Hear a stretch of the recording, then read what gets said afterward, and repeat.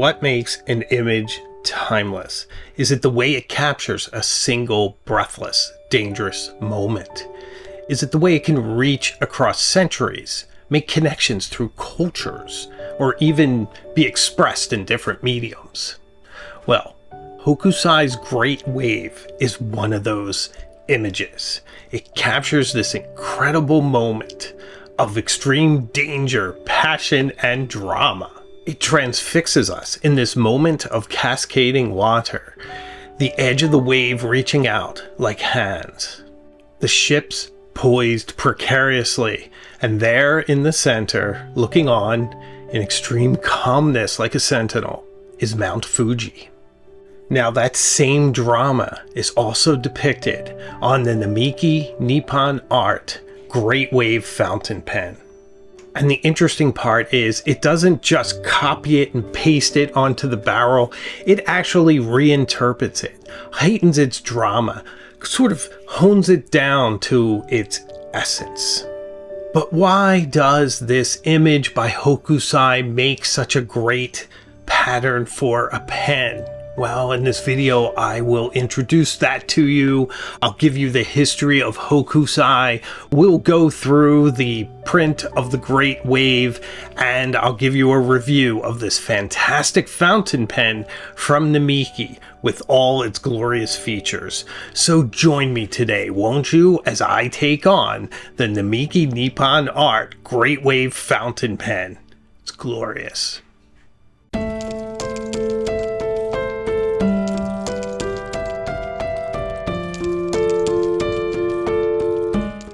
First, let's speak about the artist Hokusai. Hatsushika Hokusai was born in 1760 in a district of Edo, Japan. He began painting at 6 and began making his own images at 16. He studied Japanese, Chinese, French, and Dutch painting styles. He was best known for his woodblock prints. In his life, he would produce over 30,000 paintings, sketches, prints. He was a man who refused to be pinned down. He changed his name over 30 times in his life. Each one was like a rebirth to him. He lived in over 90 different homes, and by his own admission, he only began to understand art after the age of 80. Hokusai is just the poster child for late bloomers. Even his most famous image, the Great Wave off Kanagawa, was done when he was in his 70s. It is part of his series 36 Views of Mount Fuji. Imagine Hokusai near the end of his life when most people are planning their dotage, and he produces one of the most iconic images known in the world. I mean, this is truly one of the most recognizable images. It's right up there with the Mona Lisa. But where the Mona Lisa is pretty and tranquil, this image is far more injurious.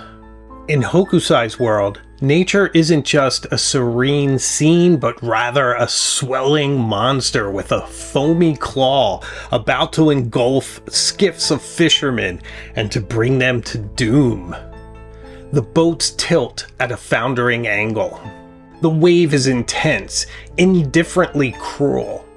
But also, there is this brief instant frozen there, this moment before disaster, this suspended moment of grace where the fishermen are neither living nor dead, but rather suspended there.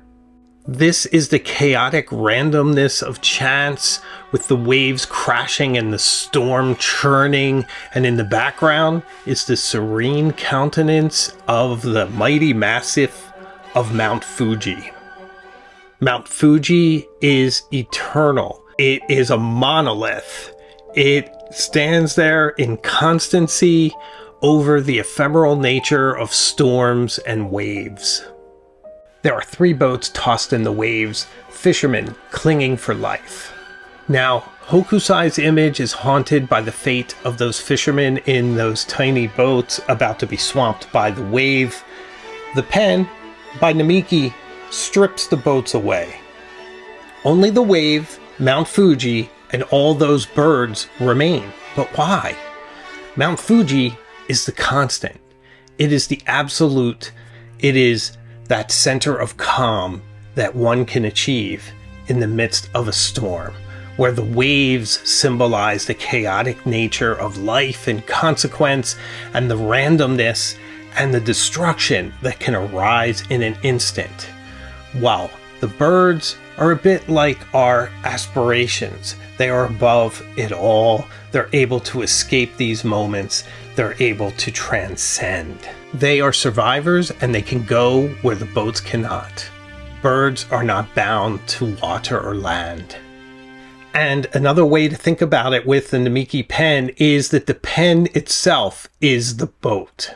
That it is in the act of writing that we negotiate the distance between the serene strength of the mountain and the chaotic danger of the sea.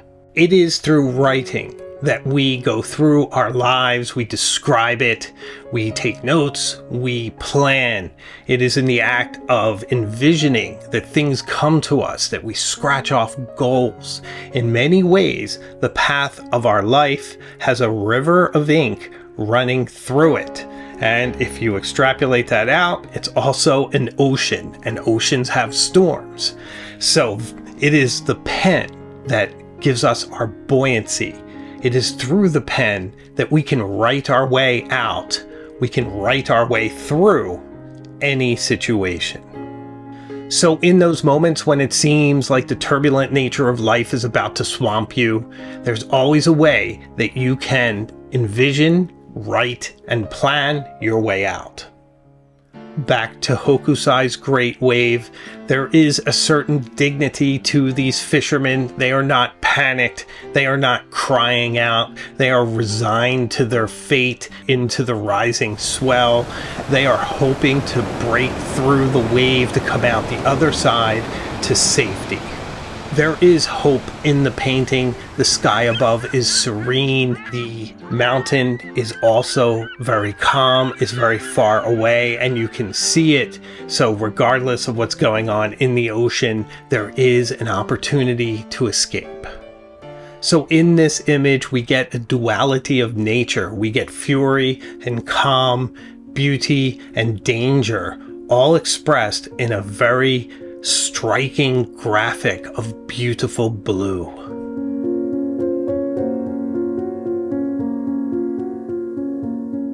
Let's speak a bit about how this beautiful pen was created. This pen is made by the artisans at the Hokusai Collective. To truly understand this pen, you must really understand Maki-E, which is literally a sprinkled picture. It is a technique older than Hokusai, but Namiki, founded in 1925, did something radical. They took this ancient art and applied it to the fountain pen, a modern invention, giving it equal standing to decorative items throughout the history of Japan, elevating the humble pen to a museum piece. And as far as I could see, Namiki was the first to do this.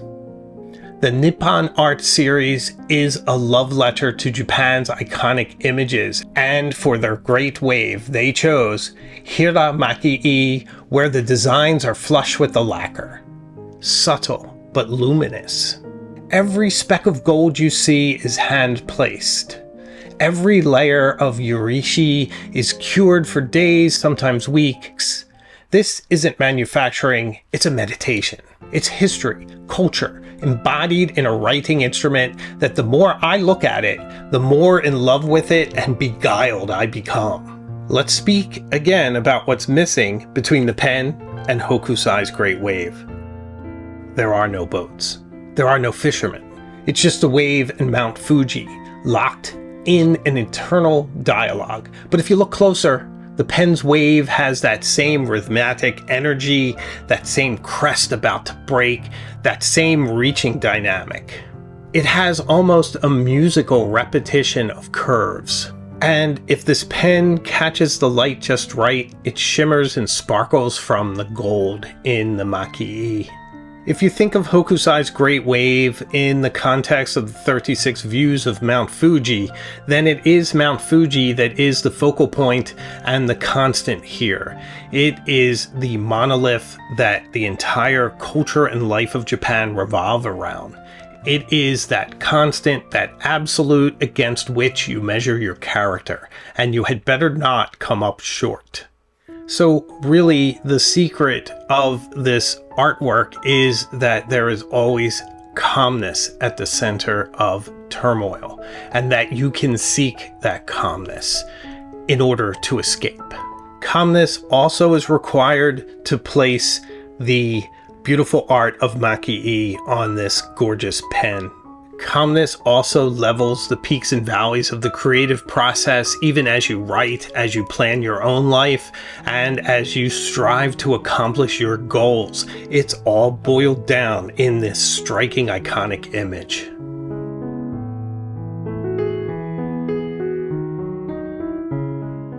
Okay, but the bottom line in a fountain pen is, how does it write? Is this just a museum piece? Is this something that should be kept in a box, shown for its artistry, but not actually used? On the contrary, this fountain pen has an absolutely beautiful Namiki nib, a nib that is also emblazoned with a view of Mount Fuji, once again emphasizing the absoluteness and the calmness. The nib itself is made in-house, fatto in casa, just absolutely beautifully smooth and precise, a bit narrower than European nibs, as we all know, but so precise, so elegant, drawing a beautiful smooth line. Now, I filled this pen up with black Namiki ink that came with it. Kind of regretted that a little. I feel like I should have used blue, maybe even Tachia's Great Wave blue to tie it all in further, but Namiki blue would have been fine too, but I feel like it needs a bit of that blue ocean color. But either way, this pen is a complete and absolute joy to write with. So a pen this beautiful could be forgiven for just being a display piece if you wanted to keep it in a case on your desk. But Namiki knows better, and that 14-karat gold nib isn't just fun to write with, it's responsive, it's perfect. It is just a beautiful, fine-tuned brush of a nib. The weight is perfectly balanced. It feels strangely lighter than its 30 or so grams, actually 31 or so grams. When it's in your hand, it has a certain buoyancy, sort of tying it back to that image of a boat. And the Maki-E surface has a certain warmth. It really feels comfortable in your hand, almost organic. It's a pen that wants to be held. And when you write with it, there's a delicious irony. You're wielding Hokusai's wave to sign a receipt, or write a note, draft a letter. The sublime meets the everyday when you use this pen, and that's the magic of Maki-E. It doesn't belong behind glass. It belongs in your hand, gathering micro scratches over time, the little signs of life that makes a pen come alive. In fact, I just feel like pens die in their boxes. They're like little coffins. Resurrect them. Get them out, get them in your hand, get them in the sunshine, keep writing with them. So the nib comes in fine, medium, or broad. They're made by Namiki gloriously. It is a cartridge converter pen. Converter's fine. It's not the most extraordinary I've seen, but it certainly does the job. Now, there is a certain paradox to owning this pen. It's not just a pen, it's a bit of a provocation. Do you write with it, or do you just hoard it? I mean, it's so beautiful. You might ask yourself, can I defile this pen? Is it a transgression to use it? But please, of course not. Ink it up, use it, enjoy it. Especially from Namiki, these pens are meant to be written with. If you need further inspiration, think of Hokusai. Hokusai would want you to write with this pen. He didn't make his art for museums. He made it for people, for the streets of Edo. He wanted them to be seen. He wanted them to be hung. Use it. So here's the truth of this pen. It feels delicate, but it is not. The lacquers, the Urishi, the Maki-E pens are solid. They are in many ways stronger than resin. This pen is meant as a companion for the coming chapters of your life. This pen is your boat, your refuge against the storm. With this pen, you can write your way through it. You can write your way out of any situation into a better tomorrow. Here are some care tips for Maki-E pens. Do avoid extreme changes in humidity and temperature. Don't go from your freezer out into the hottest day of the year. That could cause cracking, but almost any material can crack at that point. But nevertheless, avoid these wild swings, avoid high humidity, but don't worry about your hand. The oils of your hand keeps it alive. That's how these are prevented from cracking. If you put Maki-E away in a box somewhere and go look at it 10 years from now, you might be surprised what you find. Sometimes it can crack and wear from the different changes over time. So the best way to avoid that is to use it to get the oils of your hand on there, to condition it and to keep it moving. And lastly, look out for dust and grime. You don't want to rub those in. It can cause scratching and damage, as is true for any pen. Just be gentle with your first pass when you clean it up. I generally just use a really soft cloth to just wipe it off. I wouldn't put any solvents or anything else on this pen. You never know how it's going to interact with the different historic and natural substances in there. So don't risk it. Don't get rubbing alcohol or anything else anywhere near it, and be mindful about what is on your hands before you write with any of your pens. When Hokusai was 88 years old, he famously said, "If heaven had granted me 5 more years, I could have become a true painter." Now, as always, there's a lesson here. We'll never know what Hokusai could have created had he lived longer, but he gave us incredible, iconic, indelible images. What will you do with your life? What will you do with this pen? This pen is a challenge. It's a challenge to live extraordinarily, to embrace the world around you, to look for lessons in the rhythms of nature, to always know that there's a way to write your way out of trouble and to write yourself into better situations, better choices for you and your life. We are all facing a turbulent sea, a wave suspended there in an instant like a poised strike of a monster, then shattering into shards of ocean and spray, only to reform again. In this pen, in this marriage of lacquer and gold, there's a kind of answer.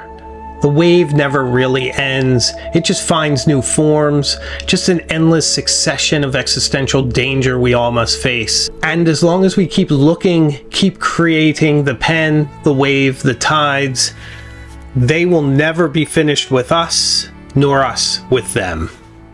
We are all living our life with a great wave poised over us, ready to strike, to swamp us at any time. But if you have the calmness of character, the focus, the ability to write your way through it, to imagine a better tomorrow, then one day, one fine day, you will reach that tranquil shore where you will be able to rest your head and relax and find peace at last. That is the promise of Hokusai and his fantastic art. So, what do you think of Namiki's Nippon Art Great Wave fountain pen? Is this one you'd like to add to your collection? Do you have a different one from the series? Let me know in the comments also what you think of Hokusai. So if you've reached this point in the video, please subscribe. That's all I ask. We go to some amazing places. The pen takes us there. And if you want to support the channel even more, then consider becoming a member. And for Illuminati and Cognoscenti members, we have a pen pal group. So come on behind the scenes.